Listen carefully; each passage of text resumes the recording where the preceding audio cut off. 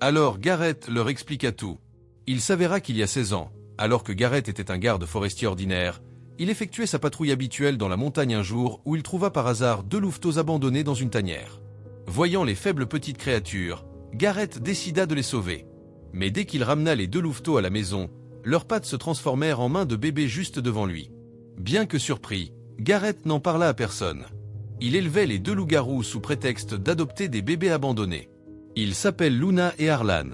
Quant aux balles d'argent, c'était à cause de Luna quand elle était jeune. Une nuit de pleine lune, Luna ne dormit pas et courut à l'écurie, apparemment convoquée là-bas. Mais quand les chevaux de l'écurie virent Luna, ils devinrent fous furieux et tentèrent de la tuer. Dans un moment où sa vie était en danger, Luna se transforma. Après avoir appris cela, Garrett fut terrifié. Alors il fabriqua des balles d'argent au cas où, en se basant sur des histoires mythiques.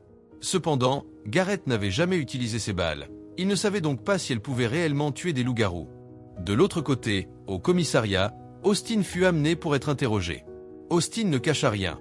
Il dit que lorsqu'il sortit de la voiture pour prendre son téléphone ce jour-là, il vit quelque chose d'étrange dans la brume noire.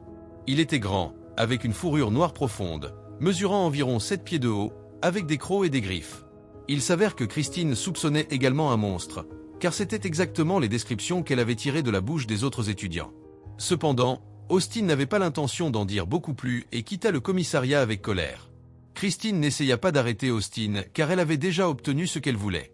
Puis Christine arriva à la clôture où Connor avait disparu. Regardant les bandages sur le fil, Christine s'allongea sur le sol, essayant de trouver des indices en imitant la position de Connor. Mais juste au moment où elle s'allongea, elle entendit soudain un bruit. Lorsqu'elle se releva, elle découvrit que le bélier couvert de feu était venu ici, et qu'il avait d'énormes marques de griffes sur son corps. Pendant ce temps, Garrett renvoya Everett et Blake chez eux. Avant de partir, Luna savait que Blake n'avait pas de téléphone, alors elle écrivit son numéro sur le bras de Blake avec un stylo semi-permanent. Sur le chemin du retour, Garrett leur dit de continuer à aller à l'école comme d'habitude.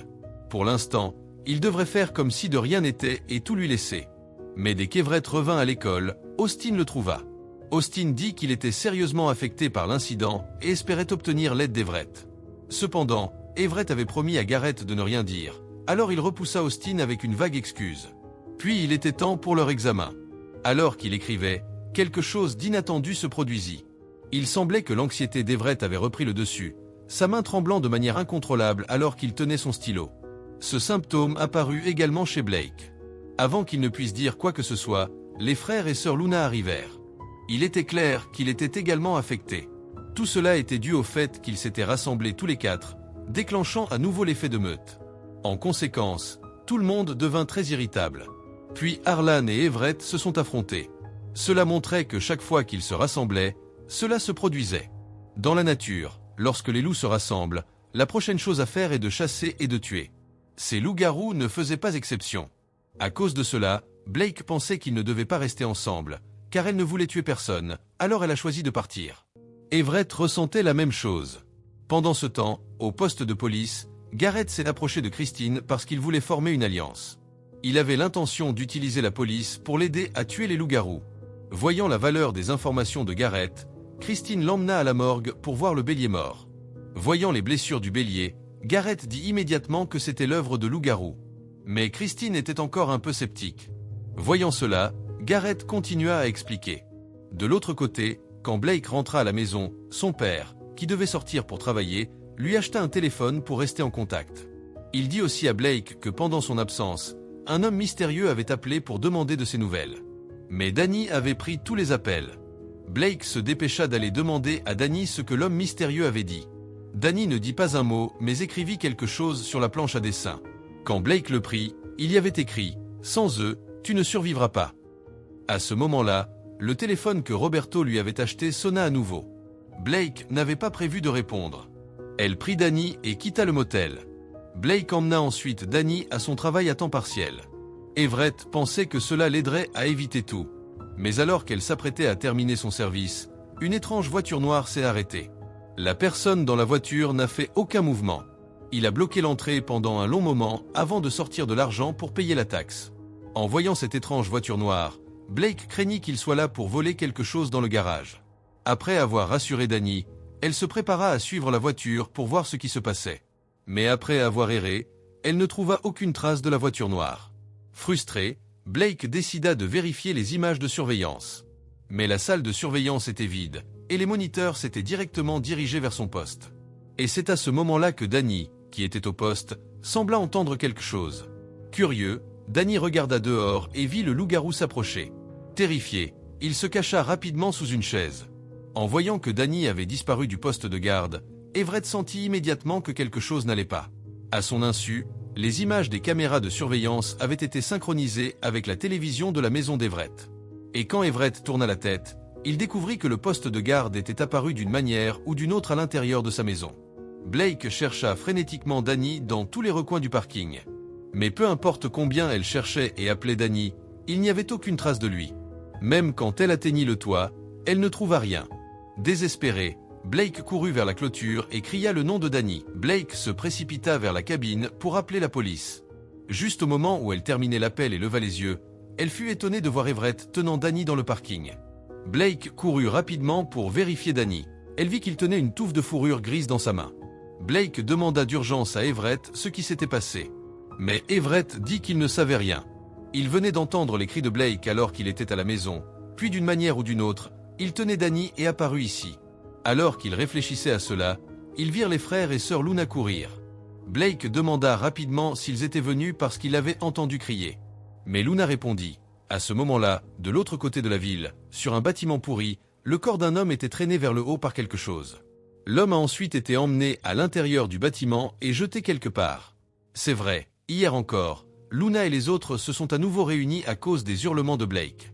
Mais c'est aussi parce que le loup-garou a pris Danny cette fois-ci qu'Everett comprend enfin pourquoi le loup-garou ne leur fait pas de mal. Parce que maintenant, ils sont tous devenus des loups-garous. Bien qu'ils ne soient pas aussi féroces et sanguinaires que ce loup-garou, ils font désormais partie de la meute de loups, donc le loup-garou les protège en fait.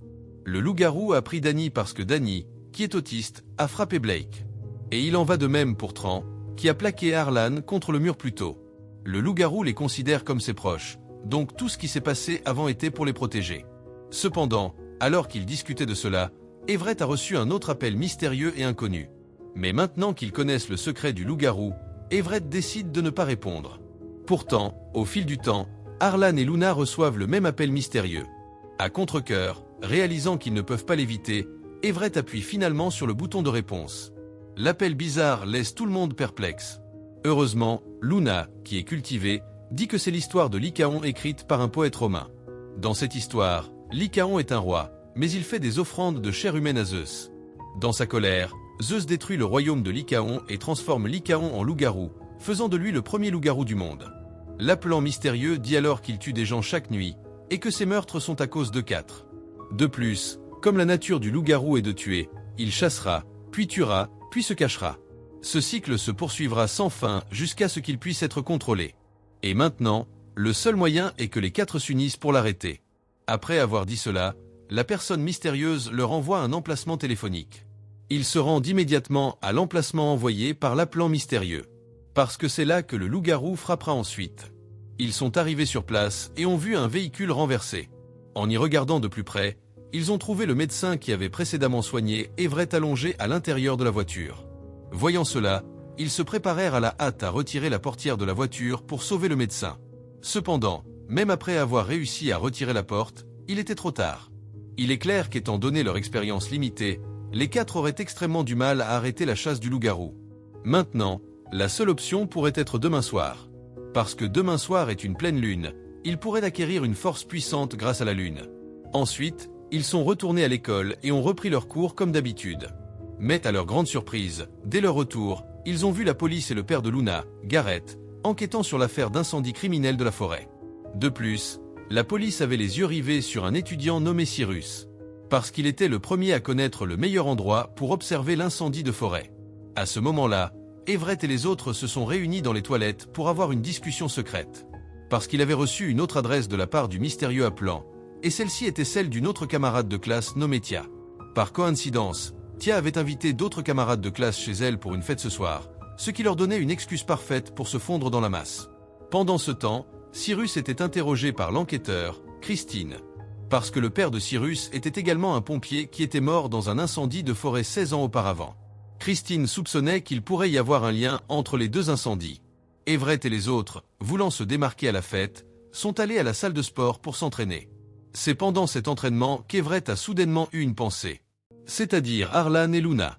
Puisqu'il était passé de loup à humain, selon les lois de conservation de l'énergie et la troisième loi de Newton, était-il possible qu'il puisse se retransformer en loup par un moyen quelconque? Ou peut-être que ces lois pourraient également s'appliquer à ce loup-garou. Mais le plus important à ce moment-là était d'assister à la fête et d'empêcher le loup-garou de faire des ravages. Ainsi, avec les champignons hallucinogènes qu'Harlan avait apportés, ils ont réussi à pénétrer dans la maison de Tia. Pendant ce temps, la police, après avoir libéré Cyrus, s'est rendue au meilleur endroit pour observer l'incendie en fonction de l'adresse fournie par Cyrus. Effectivement, de là, ils avaient une vue parfaite de l'ensemble de l'incendie de forêt. En utilisant des images de drone et l'expérience forestière chevronnée de Garrett, ils ont découvert que c'était à cet endroit que l'incendiaire avait mis le feu. L'incendiaire avait utilisé un drone pour livrer un engin incendiaire dans les montagnes, déclenchant l'incendie de forêt, puis avait regardé tout le spectacle depuis ce point de vue, comme s'il avait un autre objectif. Cependant, au milieu de la fête, un événement inattendu s'est produit. Tout d'abord, alors que Harlan faisait une pause, lui et Cyrus ont développé une sympathie mutuelle, alors ils ont voulu échanger leur numéro de téléphone. Mais dès que Harlan a composé le numéro de Cyrus, son téléphone l'a affiché comme un numéro inconnu. Puis il y avait Austin, un autre étudiant à la fête, qui a essayé d'utiliser son téléphone pour capturer les moments amusants. Comme prévu, Blake a jeté le téléphone d'Austin dans la piscine. En colère, Austin a sauté dans la piscine pour récupérer son téléphone. Mais juste au moment où il a atteint le fond et a attrapé son téléphone, il a vu un loup-garou dans l'eau devant lui. Terrifié, Austin nage frénétiquement vers la surface. Alors que les autres étaient perplexes, le loup-garou a émergé de l'eau.